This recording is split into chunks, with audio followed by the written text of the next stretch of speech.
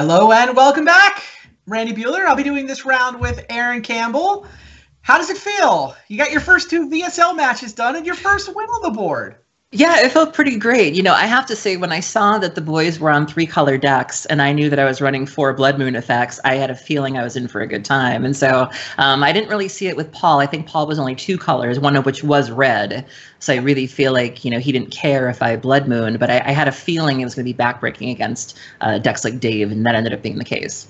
Yeah, David had 0 basic lands in his entire list. That is, I mean, that's a problem. Basically, Blood Moon and Magus are very close to game over. Obviously, I mean, it was Magus and Null Rod in the first game, and he literally couldn't cast another spell. He was just scooped on an otherwise empty board.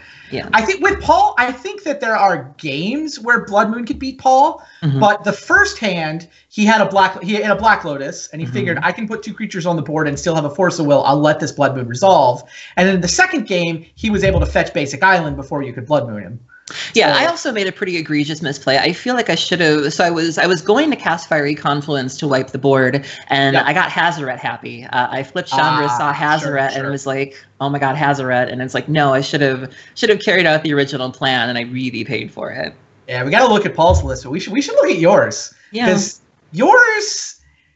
Definitely the spiciest deck of the week. I don't know. You and I could argue about which one of us brought the spiciest deck of the whole set, but this is good times. What got you here? So this was a deck that top 8 at a vintage challenge back in March, I think. And, you know, you said, you told me that we need to go outside of our comfort zones for this league. And nothing says going outside of your comfort zone like playing mono red. I famously don't have the mountain hung up. You'll notice the absence because I don't like mono red strategies. So this is a huge shock to people who know me. But, I wanted to do something that was very far away from Dredge. And also I felt that just a turn 1 Blood Moon is good. Turn 1 Null Rod is fine. Turn 1 Shrinosphere is fine. The red decks just happen to have answers to things that are happening in the format. You have Sulfur Elemental, which is an answer to Monastery Mentor.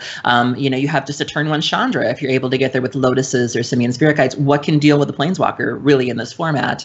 The Scab Clan Berserkers are very good against the Storm deck, sort of a one-sided Eidolon. And Sin Prodder, God bless Sin Prodder. But I just wanted to do something spicy and something that I felt attacked a lot of things in the format just naturally. And so this is how we got here. So. Good times. Yeah, good times. The Blood Moon was, in fact, pretty much game over all by itself against Dave. The match against Paul felt close. Like, both of those games felt close and interesting along the way. But, you're sitting on 1-1. I don't think Bob is looking forward to playing you. He does have a couple of islands. It's going to be another one of those where, like, if he can fetch a basic island, he can play. Your Null Rods are probably better against him than they've been against anybody else, though. He's got Vault Key shenanigans in his list. Yeah, he also has spells he can cast with the red, so he's not completely out of the game, whereas I think Dave was just straight bug, where it's like, what is he really going to use that red for? And yeah. True story. I don't know if we have Bob's deck list. That might be one to look at as we get ready to watch Bob play against Paul. Gotta root for Bob here. Yeah, what's that? So I'm rooting for Bob here, Team Wisconsin. Team Wisconsin. Yeah, this is what Bob. Yep, this is going to look pretty similar to what Eric played last week.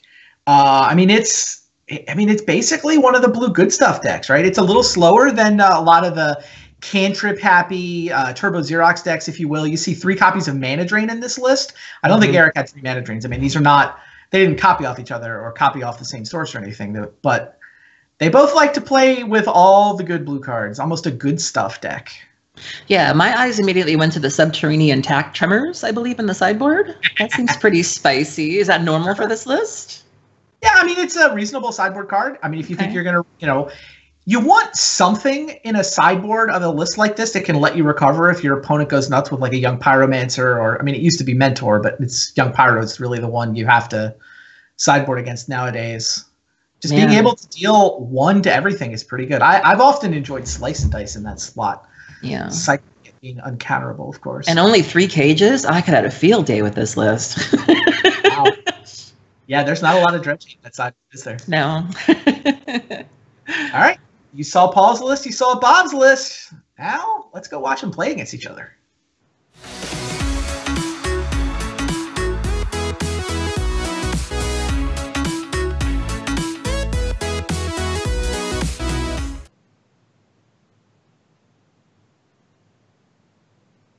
All right, here we go. Bob and Paul, couple of Hall of Famers, both won their first round. Trying to see which one of them gets the 2-0. It's interesting to see Paul on Harsh Mentor because when I was testing my list, I had tried putting in Harsh Mentors and I actually found them to be kind of disappointing, specifically because I felt like the majority of artifacts I was seeing were mana rocks, and it felt really bad to have the Harsh Mentor out and people just tapping boxes and nothing happening. So I did have the Harsh Mentors in my initial list and I ended up cutting them because they just didn't do a lot of work for me. So I think they're a lot better on Paul's list because he's trying to attack with little creatures. Yeah. Right? When you're going Delver of Secrets into Harsh Mentor, just making it, dealing the random damage is going to actually win you the game. It's going to actually cut turns off the clock and help you win the game faster. Whereas your deck feels like it's more of a lock deck, right? Yeah. It's more of, I put you in jail and you can't survive my prison. I'll just kill you. I'll find something to kill you with eventually. That's how it feels a lot of time, is I'll find something. The thing that's most interesting to me about Paul's list is you see the Harsh Mentor and the Eidolon as the 2-drops in his hand. There are no young Pyros. Yeah. Like, this is a Delver list. He's calling it a Delver list, but it's blue-red. No copies of Young Pyromancer anywhere in the list. I feel like I've certainly seen more Delvers since the restrictions happened, and I think it's great. For sure. I agree. I've just always seen it paired with Young Pyromancer. So oh, absolutely. Paul is definitely thinking for himself with both Mentor and Eidolon. Main deck of Braid. I'm fine with that. Yeah.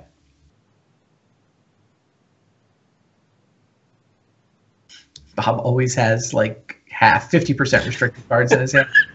It's what you get when you play this Grixis Thief deck. You just have so many broken cards. It can be misleading, though, especially to newer players of Vintage. And I was testing a Saheeli Oath list the other day with a friend of mine. And, being new to Vintage, there's sort of the wow factor of you look at your hand and you're like, oh, my God, Ancestral Recall. Oh, my God, this card. But in the reality, the hand isn't good. And so it makes it difficult. Wait a minute.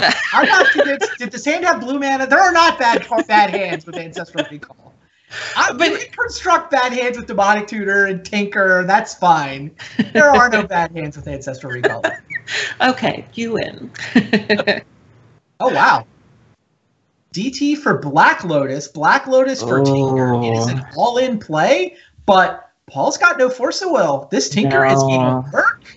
And this is going to be Blightsteel Colossus threatening to kill Paul Rietzl on turn 2. Oh, Paul.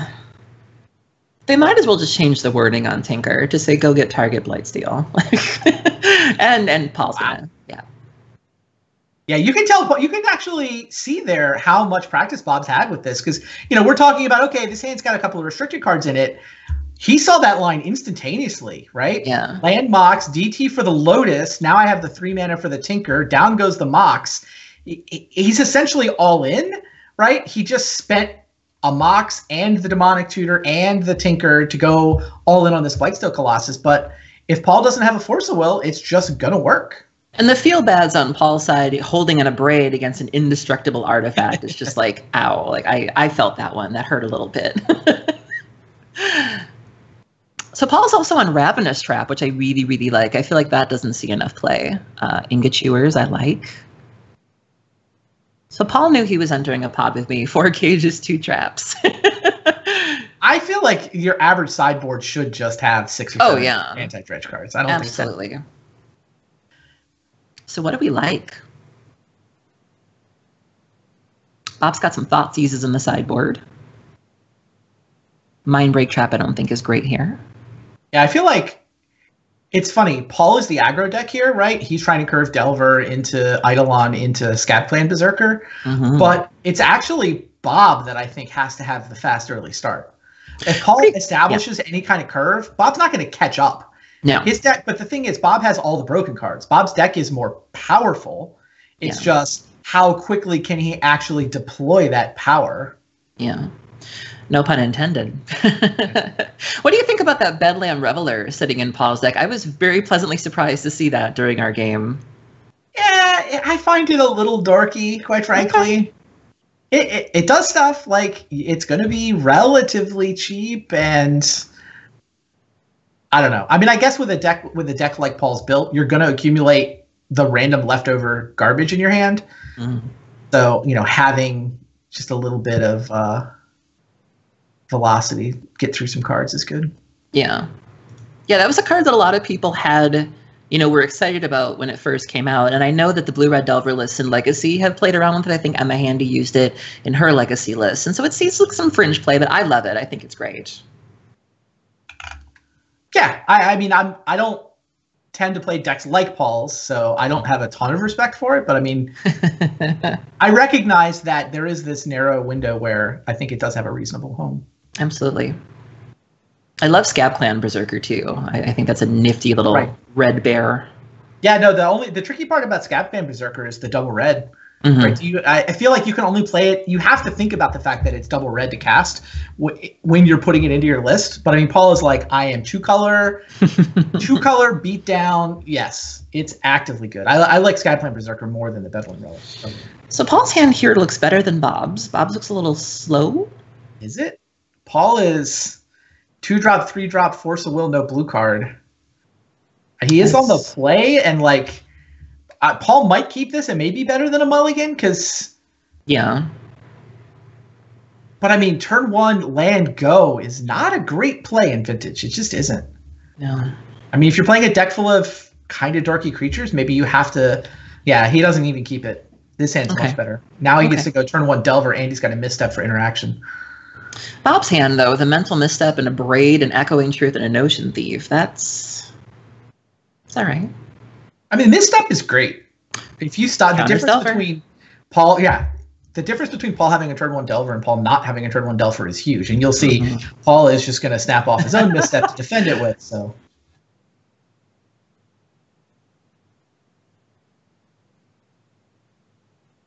Mental Misstep is definitely one of those cards. There are certain cards in the history of Magic, I like to call them the what were they thinking cards, where I would have loved to have been a fly on the wall when that card was being pitched just to hear how people sold this. Because it's just like, what were you thinking? Yeah. Deathrite Shaman is another one of those. The whole Phyrexian mana thing. Yeah. It's like, if we've done that. You guys did this before. We did this before. This is not good. Yeah. Mox for Bob. Yep. It does make the Academy into an island. Mm-hmm. I think he's more worried about abrading the Delver, though, especially since it flipped already. Yeah.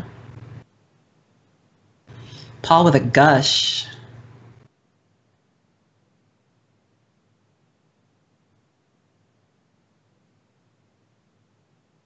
So Bob says go. Interesting. Now is the time to abrade. Well, Paul's got a fetch land on the stack. Oh, there he goes. And, Bob finds the right window. All right. To the surprise of absolutely... Bob finding the right window surprises absolutely no one who's been watching him over the years. It may not be fluent in the latest cards, but... I still can't... How does Paul have a Steam Vents in his deck? This is crazy to me. He had said something in the chat of our game where either he couldn't, I don't know. It's funny. He said he either couldn't find them or he couldn't afford them. And I was like, he's on a VSL forum account. I know. I just tried my best to reassure him that it was fine. No judgment. I mean, I was quietly judging, but I wasn't like publicly judging. Yeah, I mean, I think at some level, Paul counted the number of lands he wanted. He only wanted 2 basic islands, and once he had 2 basic islands, I think he figured Steam Vents was better than 3rd basic island. I mean, when I was building Legacy Reanimator and I couldn't afford the Badlands, I used Blood Crypts until I could. And there's nothing wrong with Steam Vents. It's just, I mean, especially as a budget solution, it's just when you have access to everything. Oh yeah, it's surprising that he actively chose to play. Keeps him humble, you know. Scab Clan. Yeah, I think Paul really likes consistent colored mana. You can actually see that in a lot of the decks that he's built over the years. He tends to have more colored mana sources than most people. I can respect that, you know, as opposed to seeing some deck lists where you're just wondering how this gets off the ground. Because we see that sometimes with Legacy. I don't know if you're familiar with the check pile decks that are going around now. It's running Kolagon's Command, you know, and Days and Force and Wastelands and Leovold, and it's just like, how does this work? Like, I don't know how it stands on its own 2 feet because the mana is so all over the place. I won a free trip to Eternal Weekend from Card Kingdom with that deck. Did you? I did. I mean, I'm gonna do commentary rather than play, but still. Gushing. I'm also fascinated by the decision to use non-foil and foil Notion Thieves. There's this little part of me that just twitches. To be fair, Bob's on his personal account. He made those are the Notion Thieves he owns. Like he's on the TGO account. There's no VSL underscore in that name. Yeah, I was getting ready for the pre-release the other day, and I was the girl who took 7 minutes to separate out the lands because they had to match. Like the idea of starting a game without matching lands just killed me inside. And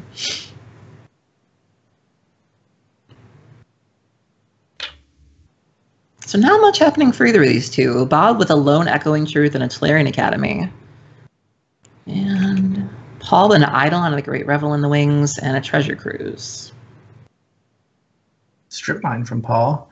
Interesting. Yeah, how many Wastelands do you think are in Paul's deck? I feel like the obvious answer is 4, but it's not going to be obvious. I'm going to say 2. It's 0. Wow. That's how the Steam Vents gets there. I was saying earlier, he's got Eidolon of the Great Revel at RR for 2. Scabclane Berserker is double red. I think he's really nervous about his colored mana requirements, so he's not playing any copies of Wasteland, just the Strip Mine in terms of colorless lands. And yeah, Steam Vents. Which is interesting because the Delver decks are sort of known for the Wasteland Stifle, kind of keeping you off lands. Right. That's why I brought it up. Yeah. Vampiric Tutor for Bob. Replacing the island that Paul destroyed. The volcanic island.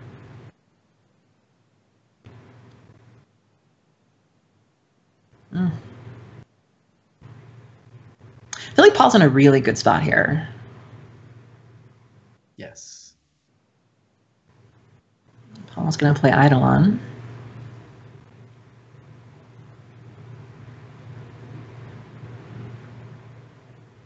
Do you tutor in response? That is the question. But what would you tutor for? It's a fair question.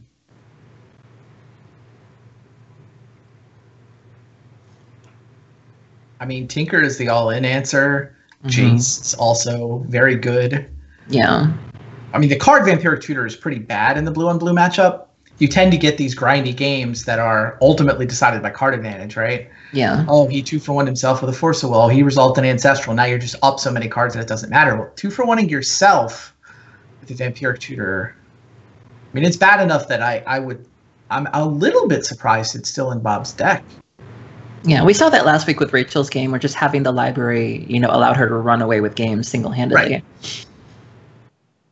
Yeah, I tend to side. Vampiric Tutor tends to be the first card I sideboard out when I'm playing against a blue deck. Whatever. It probably comes after the one of Hercules or whatever anti-artifact card, anti-shots card you have. Yeah. Well, Bob ended up not tutoring in response, so the Eidolon happens. Yep. And Paul's just gonna pass. He's been really patient with this Ancestral. Yeah.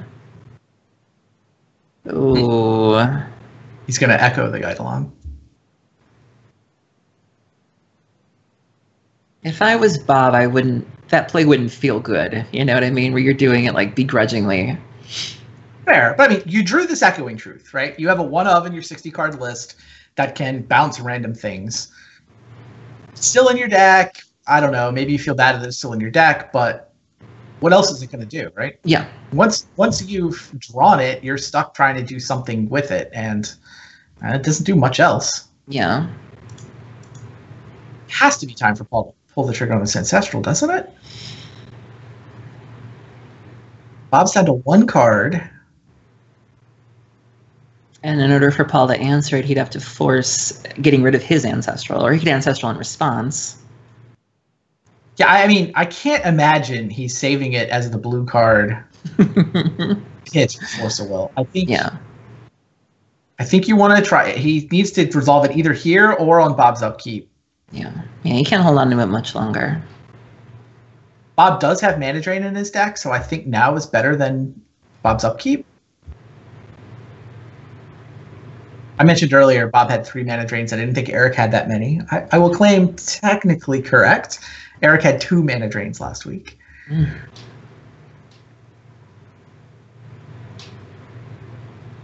Bob is searching.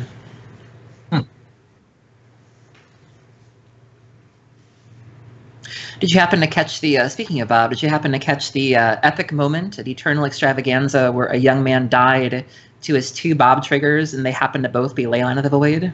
I did. 8 life, goes to his upkeep with 2 Dark Confidants.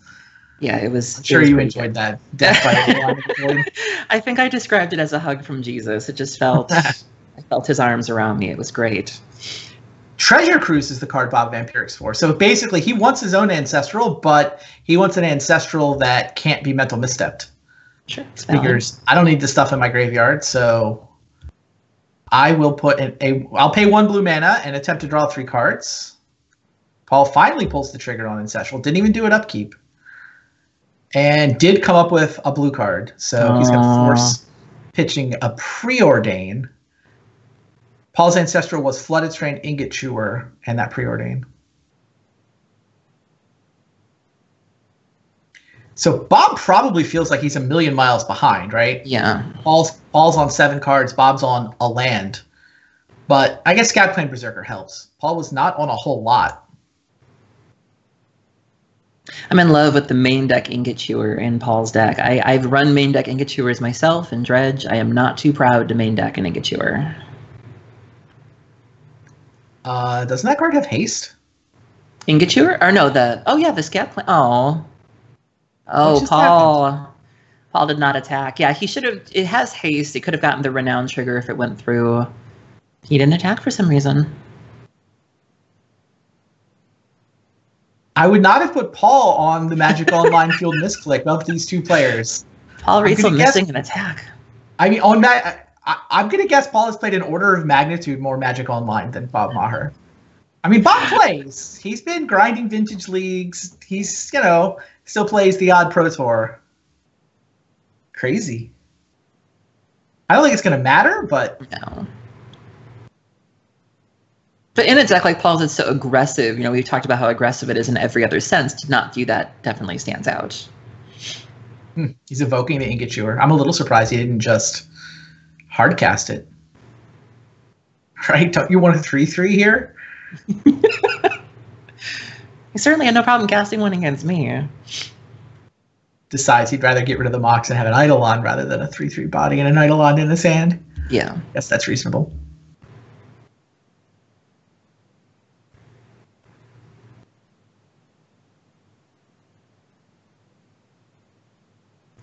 Ouch.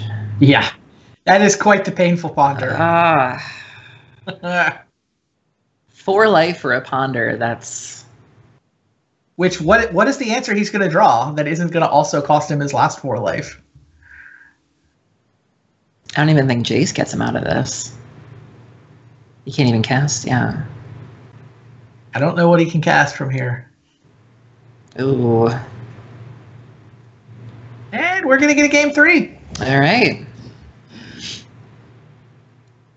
Both players won their first match of the night. Now they've split their first 2 games against each other. Bob going straight for the Thoughtseize. Sure. Yeah. Buy that. Yeah, Vampiric Tutor's in the sideboard now, too. Yeah. What do you think about Paul's list? Do you think his list looks pretty solid post sideboard as well? Is there anything you would change or anything you would do differently? He boarded out I noticed the lightning bolts are gone. Yeah, I mean, Bob doesn't really have creatures. Like, maybe Bob left a Notion Thief in his deck, but I mean, I think of Lightning Bolt in a deck like that mostly as kill a Planeswalker. Of which Bob has a couple. Right, but what are the bad cards in Paul's list? It's not like he has bad cards. So it looks like Paul's actually bringing back the lightning bolts, or thinking about it. Right. The Harsh Mentors are coming out. Mindbreak Trap is coming in. Play. Hinging on the lightning bolts there, in and out. Could also be a play draw thing, right? Harsh Mentor just is better on the play. Eidolon coming out as well. That's a pretty massive change. He takes out 4 Harsh Mentor, 4 Eidolon. It almost looks like he's going in a more controlling direction. I think it may be play draw field. Yeah. He wants to, if Bob has the crazy, what was his first turn 1 in game 1? It was Land, Mox, DT, Lotus, Tinker. Yeah. If you have a Mind Break trap, you win that game. Yeah. If you don't have a Mind Break trap, you lose that game, which is exactly what Paul did in game 1. Bob opening with 2 Moxen, Dak, Tolarian Academy, a Scalding, and an Island. Paul with the Steam Vents. The 2 Bolts, Volcanic Island, Delver, Brainstorm, and Ingot Chewer. And somehow Bob cannot play that Dak Faden on his first turn. No. The Emerald and the Pearl are just... Braid as well. And do you keep that hand if you're Bob? It's turn 2. It's got a Dakin and a Braid and a bunch of fast mana.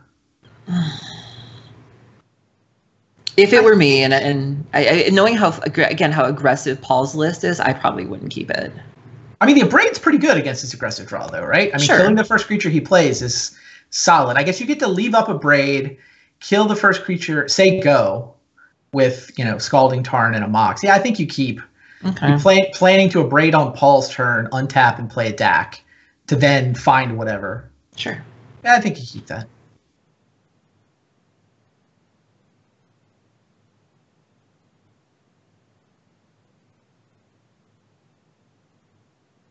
This is a pretty straightforward. Oh, it's not as straightforward, Delver of Secrets. Ingot Chewer, go. Crazy. Okay. I think Bob's kind of okay with this. He had 5 mana sources, one of which makes multiple mana.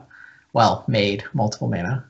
He'll still 2 get his spells. Dak. He'll play the Mox in the Island or the Mox in the I think Bob's fine with that opening. Yeah. Ball. This should be land Mox Dak, and then we get to see whether Paul's going to force a Dak Faden. I don't think so. Not with 2 Lightning Bolts in his hand. No. Seems like he's just like, okay, you get 1 activation, and then I'll bolt it. Yeah, and Bolt going after Planeswalkers, like we had mentioned, while sideboarding, being good at that.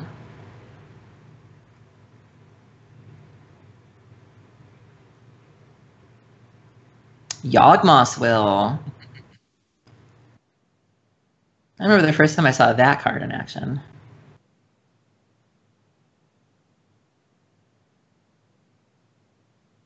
I remember not reading it carefully enough to where I'm so used to Past in Flames, being a Modern and Legacy player, and that restriction of it being only instant and sorceries. And I remember the first time I played Yawgmoth Will, oh no, it's everything. It's lands, artifacts. Yeah. Yeah, the time between Urza Saga coming out, I vividly remember the time between Urza Saga pre-release and Urza Saga First Pro Tour. It was insane. Just we kept finding more cards and more cards. It was just it was a strange time. Yeah. Did not wind up playing Yawgmoth Will. There was too much else going on. Yeah? Wow. The Academy deck was better than the Yawgmoth Will deck. Brainstorm main phase from Paul. I would have expected him to go Lightning Bolt Delver here. Yeah. I am a little surprised by this Brainstorm. He doesn't have a fetch land either. No. I mean, I Steam guess Vents, though. right. This was gonna let him not take 2 damage from Steam Vents. It successfully let him find it comes into play. But whatever. I guess the Lightning Bolt doesn't actually kill the Dak, so this all seems reasonable.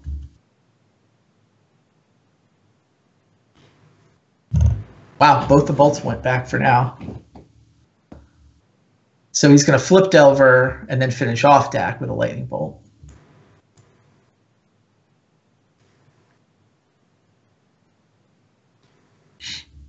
There's Library. Yeah, it's hard for Bob to get there. I don't even know if he has a Gush in his list. And he discards the Library. Yeah, I mean, he's trying to set up a giant value Yawgwill, is I believe what he's trying to do. Yeah. He's also filling his graveyard in case he draws any Delve spells. A Braid's going to take care of the Delver. Bedlam Reveler.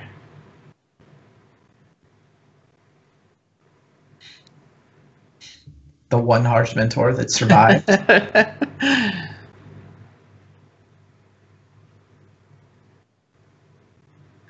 Well, let's get the Scalding Tarn activation out of the way. Yeah. Steam Vents, Pays the 2 life. Leaves up the lightning bolt. Oh, Paul.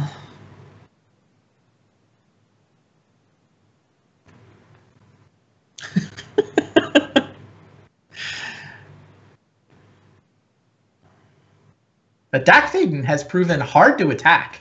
Yes, it Bob has. been playing pretty good defense here. He hasn't found a source of card advantage. There's Notion Thief. Oh, jeez. Got there, fam. Oh, but he can't keep Force of Will blue card Notion Thief. Paul has Force of Will blue card. Yeah. Wow, how do you play this? He can discard Force of Will Tinker and go for Yogwell as the bait. He keeps Tinker Yogwell as his 2 threats. He's going to go for the Tinker first. Like, Force of Will check. You got one? Paul says, yes, I have one. The sequencing there is pretty interesting. Yeah. I mean, obviously, if Paul doesn't have a Force of Will, there are 3 different ways for Bob to win the game. The question is really, what if he does? Yeah. How do you want to play this? Fires off end step lightning bolt. So this is going to be half of Dak's loyalty, and now he's going to untap and draw the other one that he put there with the brainstorm 2 turns ago, and finish off Dak. That was well done. I mean, sort of. Still, Dak Faden got activated 3 times, and Paul still has to spend the lightning bolt to kill it. But he has Bedlam Reveler. Sure. Finish off the stack. All right, so now Paul has 1 card. Bob knows his Yogwill is going to resolve. What does he get back mana-wise? There's a Pearl, and Mox Emerald, and a land, so he can Tinker. Worst case scenario, he can just go land, Mox, Tinker. What else can he do? And maybe that's all he can do? I don't know if he can do much better than that. No, I don't think so. Oh, Tolarian Academy is the land. So he can play the top and then tap Tolarian Academy for 3. I don't know if he can get up to an Abrade. Yeah, I think it's still just Tinker. Yeah. I mean, just. I'll settle for a Tinker.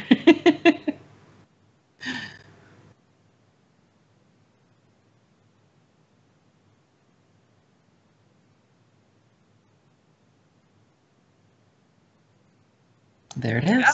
Blightsteel Colossus is here. Ooh. And Paul has to hope this Bedlam Reveler does something.